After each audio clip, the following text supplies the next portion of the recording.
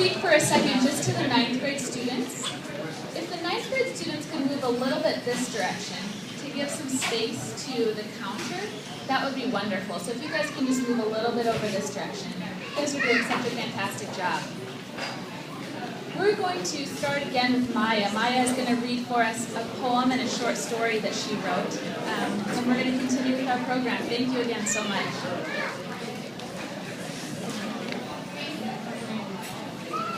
Hi, I'm Maya, and this first poem that I wrote was originally meant to be a song, but it's not, so I'm just going to read it as a poem. The name of the poem is Sunrise.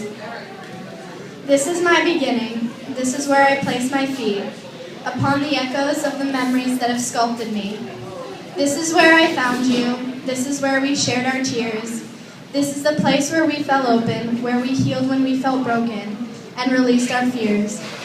If we watch the stars coming out each night, they'll show us there's no such thing as goodbye.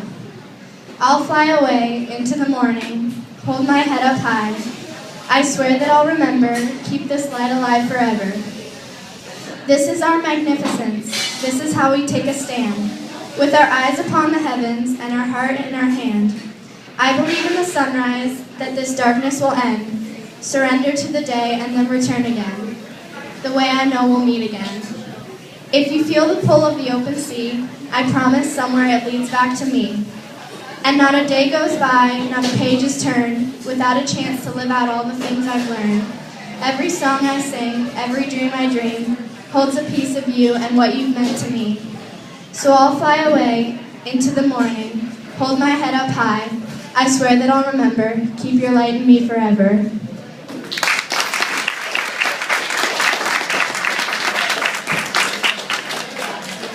And this second piece is a short story that I wrote called Bioluminescence. On August 25th at 12:40 in the morning, I was at a camp with my friends, and me and 4 others decided to go jump in the lake because it was the last day of camp. When I asked my counselor, she said, "You have 50 minutes. If you don't get back by 1:30, you're sleeping on the floor." We took off as soon as we could. We ran down to the lagoon, jumping at just about everything because we were scared that something was in the woods. Before we knew it, we were on the dock, taking off our shoes and jackets. Amy and Kaisa jumped in first. Savannah and I were a little hesitant. It looked cold. Gloria had already decided she wasn't going to jump in, and she was sitting on the edge of the dock, looking at the water. Finally, Amy convinced us to jump in, and holding hands, we did a running jump. It was the coldest water I've ever been in my life. But after 3 minutes had passed, and I had begun to swim around a bit, the water got considerably warmer, and I was able to concentrate when Gloria brought up what would ultimately be the best moment of my camp that year. What she pointed out was that each time we moved, there was a disturbance in the water, and hundreds of tiny, green, glowing organisms would light up. Floating there in the water, with the stars above me, the almost absolute quiet, with the exception of the lapping waves and the distant voices of the store across the street, and the little green fish lighting up around me, illuminating my every move, made me feel this overwhelming sense of bliss, something that made me feel like I could either whoop in joy or lie silently on the water and just enjoy the moment. This sense of bliss that I felt was honestly something I hadn't felt in a while. I'd had a difficult summer. My boyfriend and I broke up just a week or 2 before my camp, and if I'm being brutally honest with myself, I spent a lot of time regretting that breakup. But if I take that out of the equation and think about all the amazing times we had together, it makes me think that maybe it's just easier to focus on the negative events that happen in our lives. It's easier to regret and grieve and be angry than to admit the truth to yourself and find the courage to move on.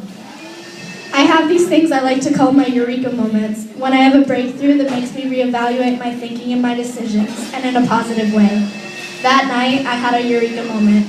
Coming back from camp, I still missed my ex-boyfriend and I still regretted the breakup sometimes.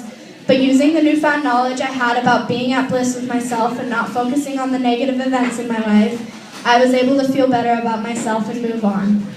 I did some research later on and found the term bioluminescence, which is the term for a living organism that also produces light. Thinking about that word, the part luminescence makes me feel blissful, bright, and calm, which is what I felt when I was surrounded by the bioluminescent fish.